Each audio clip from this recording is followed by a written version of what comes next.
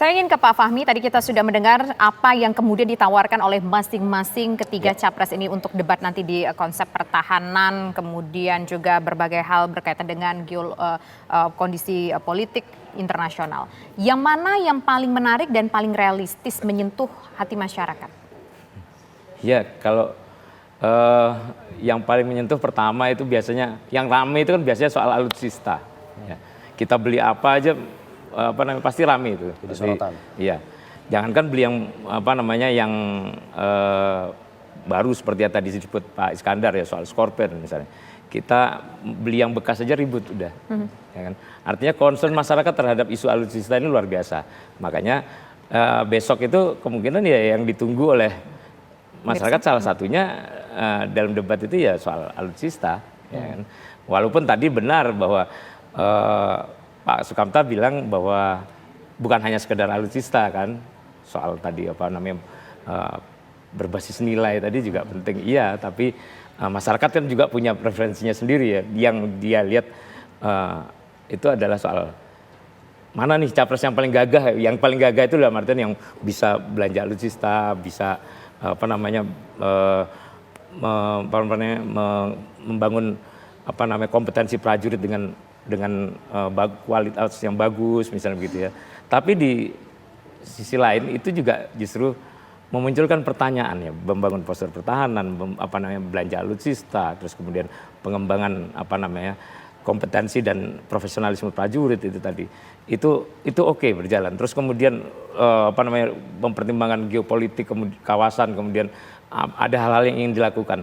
Nah, pertanyaan mendasarnya kemudian yang akan muncul kira-kira di benak publik adalah ini sekian banyak agenda, sekian banyak prioritas yang akan dilakukan, dijalankan, dari mana duitnya? Dari mana anggarannya? Anggaran kita terbatas, kan gitu. Baik. Nah, sementara kalau kita lihat sayangnya ini tidak banyak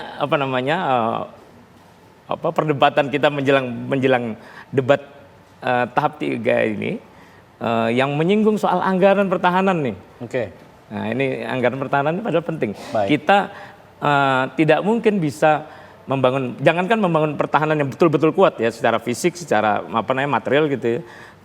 Membangun pertahanan yang kuat secara psikologis saja ini kan butuh anggaran gitu. Baik, coba kita akan konfirmasi itu ke Pak Iskandar kalau begitu. Pak Iskandar, calon Anda kan Menteri Pertahanan yang juga sudah tahu banget gitu ya dapur dari Kemenhan ini, tentu anggaran juga sudah dipertimbangkan. Ini bagaimana kemudian? Apakah menambah anggaran untuk membeli alutsista dengan memotong anggaran lain atau bagaimana?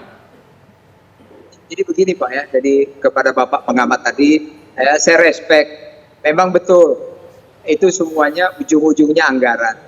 Namun dalam kehidupan ini, apalagi dilihat geopolitik ya, dengan diplomasi kita, ini yang paling penting saya garis bawahi, bahwa semua negara itu harus punya kemampuan deterrent.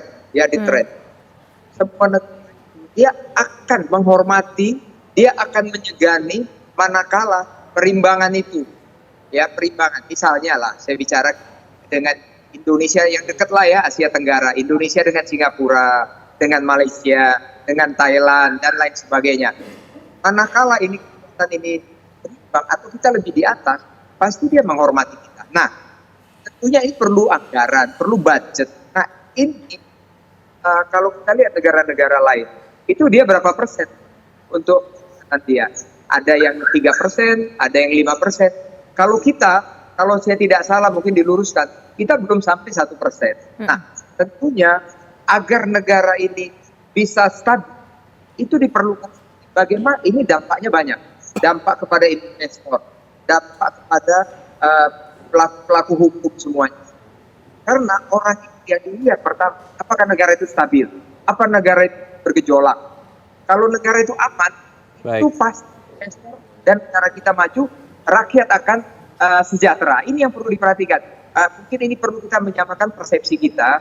Sebenarnya TNI atau Kementerian Pertahanan itu ya itu untuk menjaga keseimbangan itu. Semua ini perlu disimulasikan dengan baik. Tentunya saya yakin Menteri Keuangan pasti sudah bicara dengan Menhan, dengan Bapak kita Presiden Pak Jokowi, dengan Menko Polhukam, dengan Panglima TNI, dengan semuanya. Jadi memang itu contohnya. Bagaimana orang Baik. mau baik dengan kita kalau kita tidak punya kapal selam, ya kan, tidak punya pesawat terbang yang bagus. Demikian juga alat tank dan pasukan infanteri kita. Ini perlu kita bicarakan yang baik. Terima kasih. Oke, baik. Selanjutnya saya ingin ke Pak Sukamta. Pak Sukamta, bagaimana? Apakah Anda juga untuk menuju perubahan supaya Indonesia disegani, ini juga perlu meningkatkan anggaran? Karena anggaran kita itu cuma sedikit sekali dan itu pun harus dibagi ke 3 matra, Pak Sukamta. Baik, jadi konsepnya Pak Anies tentang pertahanan itu adalah beliau mengatakan kita ini perlu pertahanan adaptif terhadap perubahan ancaman. Nah, komponennya itu ada 3. Yang pertama adalah soal menjaga teritorial kita, keamanan teritorial kita dan kelestarian lingkungan. Itu yang pertama dengan menggunakan pendekatan bertetangga yang baik dan kompak. Jadi Indonesia sebagai the big brother of ASEAN itu perlu mengajak seluruh negara ASEAN ini menjadi satu entitas ASEAN ketika berhadapan dengan kekuatan-kekuatan besar yang sedang berkonflik, terutama yang paling dekat dengan kawasan kita itu adalah nanti di Laut Cina Selatan maupun di Asia Timur. Jadi kita ingin agar ASEAN itu menjadi garda terdepan di Indo-Pasifik.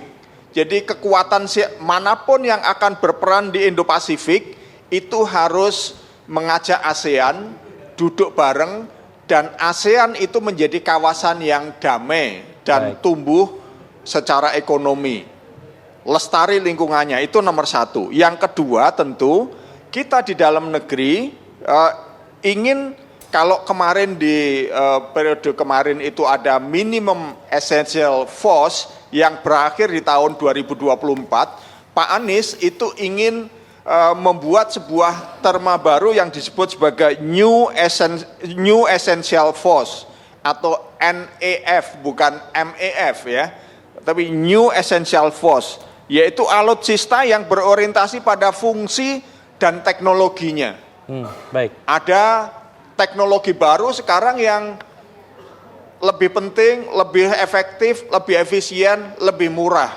Nah, jadi tidak semata-mata konvensional. Dan yang ketiga adalah diplomasi maritim. Jadi diplomasi kita itu adalah pertahanan yang paling depan. Sebelum kita bicara perang, maka diplomat-diplomat kita harus bagian dari pertahanan nasional kita. Ya, dia berada di garda paling depan. Nah, diplomasi kita adalah diplomasi maritim yang berbasis nilai untuk mempertahankan kewilayahan teritori kita maupun kelestarian lingkungan. Nah, itu yang 3 hal yang disampaikan oleh Pak Anies dan itu sudah dipraktekkan oleh Pak Anies waktu menjadi Gubernur DKI, sehingga saya yakin nanti di debat yang akan datang praktek yang sudah dijalankan oleh Pak Anies dengan visinya diperluas ke seluruh Indonesia itu membuat Pak Anies itu akan siap sekali di dalam perdebatan yang akan datang insya Allah. Oke, baik. Terima kasih Pak Sukamta. Sebetulnya kita juga ingin mendengar suara dari Pak Todung Mulya Lubis untuk mengelaborasi lebih lanjut lagi mengenai konsep apa yang ditawarkan oleh Ganjar Mahfud, tapi yang bersangkutan ada kegiatan lain begitu Alfat ya. Sekali lagi terima kasih Bapak-Bapak semua, Pak Iskandar Sitompul, kemudian juga Pak Fahmi yang sudah hadir bersama kami di studio Terima kasih.